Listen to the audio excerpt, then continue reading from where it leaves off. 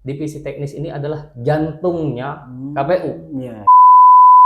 Telah menetapkan daftar calon sementara anggota DPRD Kabupaten Bangka Selatan. Ya. Kami membuka ruang untuk masyarakat menyampaikan tanggapan terkait apa yang sudah ditetapkan oleh KPU daftar calon sementara.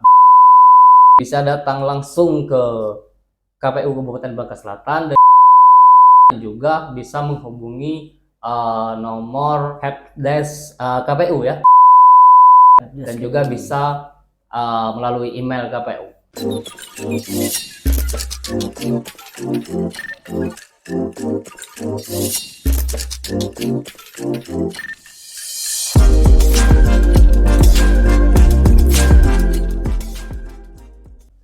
Halo semuanya, sahabat pemilih dimanapun Anda berada.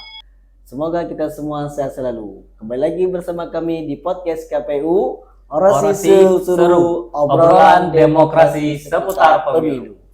Nah, kembali lagi bersama kami itu di episode keempat bersama narasumber yang masih muda, yaitu Bapak Zio L. Monarek SH selaku Ketua Bidang Divisi Teknis Penyelenggara KPU tahun 2023 sampai 2028.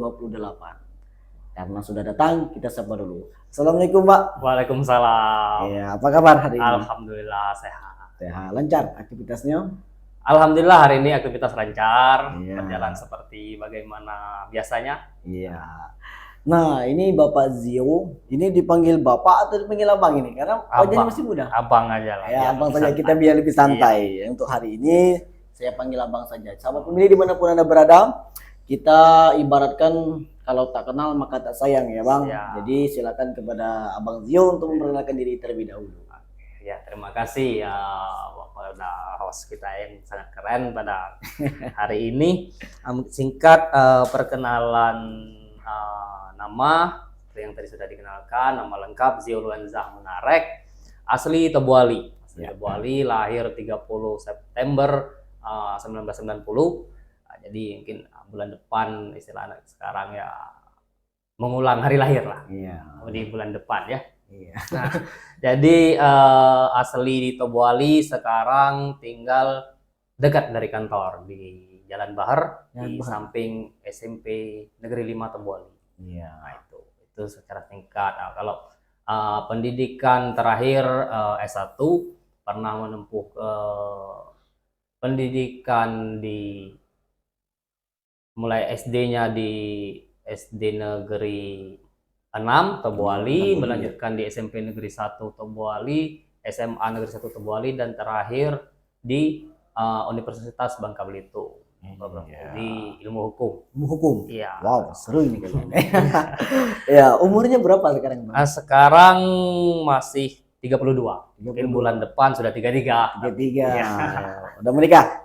Udah menikah, alhamdulillah, anak sudah 3. Wow, ternyata umur 33 Bang. Iya, Anaknya udah 3. 3. Berarti tahun depan nama satu. Kayaknya main futsal. Iya, inilah Bapak Zio, ya Bang Zio ini. Iya. Jadi ternyata memang benar podcast untuk episode 4 ini memang jiwa muda ya Bang. Iya. Iya, muda. Ganteng lagi kan? Iya. Alhamdulillah ada orang yang menyebut ganteng. Iya. Agak bahasa Bangka itu angkit telinga. Iya. Iya Bang, langsung saja ya Bang. Saya ingin bertanya nih. Pengalaman ini Bang, kita bicara tentang pengalaman ya Bang. Pengalaman Abang itu di penyelenggara pemilu itu di mana saja Bang? Oh iya. Mulai berkecimpung di dunia kepemiluan itu pada tahun 2015. Di 2015 saya pernah menjadi pelaksana teknis di Panwas. Waktu itu belum Bawaslu, namanya masih Panwaslu Kabupaten. Itu pada saat pemilihan bupati pilkada serentak pertama di tahun 2015. Iya. Itu awal berkecimpung di dunia kepemiluan. Selanjutnya masih tetap di lembaga yang sama, di Panwaslu kabupaten waktu itu pada pemilihan gubernur tahun 2017. Nah, itu selanjutnya sampai dengan 2017 hingga tahun 2023 ketika sudah menjadi Bawaslu, pada saat itu masih diamanatkan, dipercaya untuk menjadi pelaksana teknis di jajaran Bawaslu Kabupaten Bangka Selatan.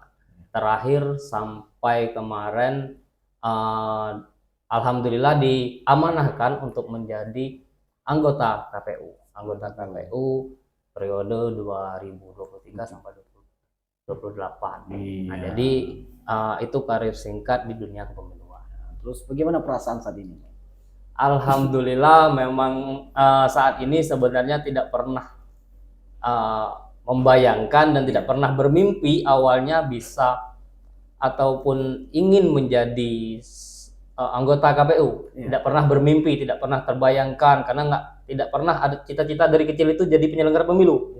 Jadi setelah mulai berkecimpung di tahun 2015 dan ada kesempatan, ada peluang mencoba untuk awalnya di sekretariat ya di Bawaslu ya, mencoba untuk ada peluang juga jadi ikut dalam kontestasi pemilihan anggota. Alhamdulillah diamanatkan. Jadi rasa bahagia, haru dan juga bangga itu bercampur menjadi satu. Masya Allah. Senang pokoknya Bang. Iya, alhamdulillah senang. Susah untuk diungkapkan dengan kata-kata. Inilah kalau jiwa muda ada kayak gitu ya. Ya terus ya Bang, berarti dari pengalaman jadi teknisi ya Bang? Iya, jadi kemarin memang berbekal pengalaman sebagai sekretariat di pengawas pemilu yang juga sudah sering intens dengan berhubungan dengan penyelenggara teknis jajaran KPU, jadi sudah sedikit punya gambaran terkait bagaimana pola kerja di jajaran penyelenggara teknis yaitu di KPU. Jadi sudah ada bayangan lah dengan sedikit bekal pengalaman di penyelenggara pemilu. Iya, itulah. Jadi sekarang jadi divisi teknis ya Bang. Iya, alhamdulillah diamanatkan di divisi teknis. Jadi memang ternyata divisi teknis ini hampir setengah tahapan penyelenggaraan itu diampu di divisi teknis. Jadi banyak kerja-kerja teknis yang akan dilakukan di divisi teknis. Mungkin sebelumnya kemarin masih yang lama itu sudah mulai penyusunan daerah pemilihan dapil, dilanjutkan dengan verifikasi partai politik peserta pemilu, dan selanjutnya itu pencalonan bakal calon yang nantinya dilanjutkan dengan pemungutan dan penghitungan sampai ke rekapitulasi hasil pemungutan suara. Itu semua ada di teknis, jadi kerja-kerja teknis. Makanya sering disampaikan bahwa divisi teknis ini adalah jantungnya KPU. Jadi semuanya bermuara dari teknis, itu terkait pelaksanaan tahapan di jajaran tahapan pemilu tahun 2024. Iya. Kalau kita berbicara tahapan ya Bang. Terus tahapan apa saja yang berjalan saat ini dan yaitu sedang berlangsung? Jadi tahapan saat ini tadi seperti yang saya sampaikan bahwa yang sedang berlangsung pada saat ini adalah tahapan pencalonan anggota DPRD kabupaten. Ini juga mulai dari tingkat RI provinsi sampai kabupaten, dan juga ada Dewan Perwakilan Daerah DPD. Jadi itu. Nah, kita di tingkat kabupaten baru saja kemarin pada tanggal 18 telah menetapkan daftar calon sementara anggota DPRD Kabupaten Bangka Selatan. DPRD. Oke. Nah, jadi yang akan datang itu sudah jelaskan apa saja ya Bang? Iya. Jadi terkait tahapan yang sedang berlangsung ini, kita ngopi dulu ya Bang. Oke, bisa. Ini jadi, sedikit juga ya, ada tanggal 14 Februari ya. Iya, jangan lupa kan? Jangan lupa ya. Iya. Mantap. Ini memang karena tamu spesial, karena masih bujang kan. Ya, memang kopi. Iya. Sudah punya istri tadi ya. Iya, Anak sudah punya. juga. Bahaya Anak. juga ini nanti ditonton sama istri kan ngaku bujang banyak. Jangan yang bujang ya.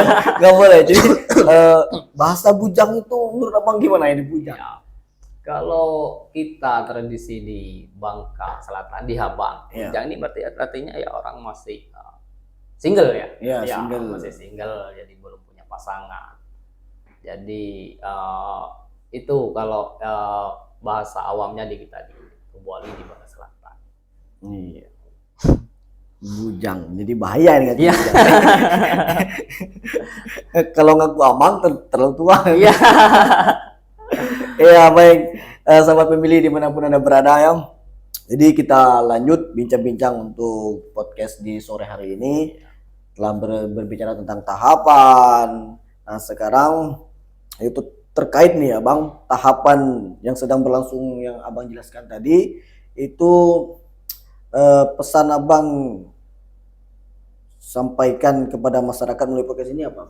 Oh ya, tadi mungkin sedikit menambahkan bahwa juga pada saat ini KPU Kabupaten Bangka Selatan membuka ruang untuk masyarakat memberikan tanggapan dan masukan terkait daftar calon sementara bakal calon anggota DPRD yang kemarin diumumkan pada tanggal 18. Jadi masyarakat diberikan ruang untuk memberi tanggapan atau masukan terkait dengan persyaratan bakal calon. Iya. Nah, mungkin ketika masyarakat beranggapan bahwa calon A ini seharusnya tidak memenuhi syarat sebagai peserta pemilu calon anggota DPRD dengan disertai bukti, masyarakat bisa menyampaikan kepada KPU terkait hal-hal yang bersifat persyaratan bakal calon. Jadi kalau ketika ada masyarakat yang punya bukti bahwa seandainya calon A ini tidak memenuhi syarat, harusnya ini tidak lolos di administrasi ataupun tidak masuk ke dalam daftar calon sementara, disertai bukti bisa langsung melaporkan ke KPU. Tapi ini sekali lagi kami sampaikan tidak hanya berdasarkan katanya, tapi harus disertai bukti. Disertai bukti bisa disampaikan, dan yang terpenting nanti identitas si pelapor ini akan dirahasiakan oleh KPU, jadi tidak diumumkan. Tapi sekali lagi kami tekankan tidak hanya berdasarkan katanya, tetapi harus disertai bukti. Disertai bukti dan nanti akan dilakukan klarifikasi terkait tanggapan tersebut. Apakah data yang diberikan, bukti yang diberikan ini benar? Nah, jadi ada proses tanggapan masyarakat ini dimulai dari tanggal 19 sampai 28 Agustus. Ya, jadi ada ruang untuk masyarakat menyampaikan tanggapan dan masukan. Nah, terkait itu juga setelah ada tanggapan, sudah mulai proses DCS sudah mulai diumumkan, nanti akan ditetapkan daftar calon tetap. Daftar calon tetap ini nanti akan ditetapkan pada tanggal 3 November tahun 2023. Nah, daftar calon tetap inilah yang nanti akan muncul, atau nanti inilah orang-orang yang nantinya akan muncul di surat suara yang nanti dicoblos oleh masyarakat. Jadi pesan kami kepada masyarakat, silahkan, kami membuka ruang untuk masyarakat menyampaikan tanggapan terkait apa yang sudah ditetapkan oleh KPU daftar calon sementara. Silahkan, kami buka ruang untuk masyarakat memberikan tanggapan. Itu bisa melalui apa saja, Bang? Bisa datang langsung ke KPU Kabupaten Bangka Selatan dan juga bisa menghubungi nomor KPU ya, dan juga bisa melalui email KPU. Jadi ada beberapa bisa datang langsung ke KPU. Iya.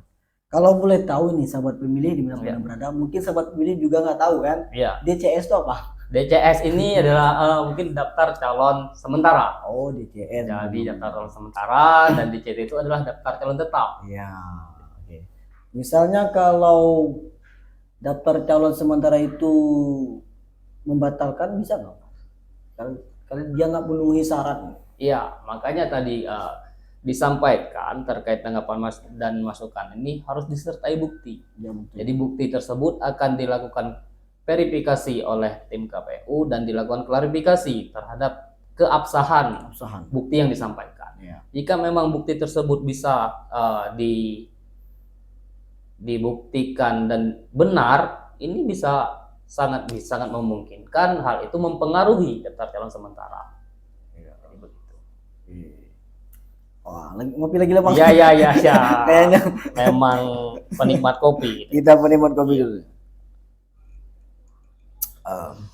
Yang terakhir ini Bang, Ya. itu pesan podcast melalui podcast ini yaitu Ya. pemilu damai. Ya. Itu jangan lupa ya. Ya.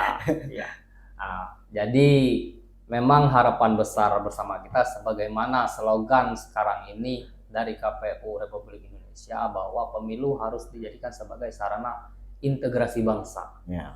Jadi jangan sampai pemilu ini membuat kita menjadi terpecah belah. Ya. Yang mana sebagaimana kita pahami bersama, kita tahu bahwa ini adalah pesta. Ya. Pesta demokrasi. Jadi pesta demokrasi ini bagaimana kita harus membuatnya menjadi sangat meriah. Ya. Bukan malah sebagai sarana untuk memecah belah, tetapi bagaimana kita menyatukan perbedaan ini dalam sebuah konsep pemilu yang menjadi atau sebagai sarana integrasi bangsa. Jadi kami berharap kepada sahabat pemilih, jadi untuk memilih harus berdasarkan hati nurani. Jadi jangan pernah terprovokasi terhadap isu-isu ataupun politik sara, politik identitas. Jadi memang kita harus terus menyampaikan kepada pemilih, bersosialisasi bahwa pentingnya menggunakan hak pilih. Ya. Jadi jangan lupa nanti di tanggal 14 Februari mungkin sebagian anak-anak zaman sekarang menyebutnya ini adalah hari kasih sayang. Iya, Valentine. Iya, Valentine. Tapi bagi KPU ini adalah hari untuk menentukan masa depan bangsa Indonesia. Ya. Jadi kerja KPU pun nanti apa yang telah dilakukan KPU nanti akan ditentukan kesuksesannya di tanggal 14 Februari nanti. Ya. Jadi kami berpesan sama-sama kita mensukseskan pemilu tahun 2024, 14 Februari 2024. Sama-sama kita sukseskan, kita jaga persaudaraan, jangan sampai pemilu ini menjadi pemecah belah, tetapi ini adalah sarana pemersatu, sarana adalah sebuah sarana pemilu sebagai sarana integrasi bangsa. Jadi itu ya. Iya, luar biasa. Memang jiwa muda. Ya, sahabat pemilih dimanapun Anda berada, itulah tadi berbincang-bincang bersama Bapak Zio selaku Ketua Bidang Divisi Teknis Penyelenggara Pemilu KPU tahun 2023 sampai 2028. Nah, sahabat pemilih dimanapun Anda berada, seperti biasa jangan lupa like, comment, and subscribe di YouTube-nya KPU Bangka Selatan. Artinya kalau sudah subscribe, Anda telah mendukung KPU Bangka Selatan menjadi yang terbaik. Nah, iya, saya Muhammad Supriyadi dan juga saya Zio Luwenzah Munarek. Nah, kalau ada kata yang salah kami mohon maaf. Ya.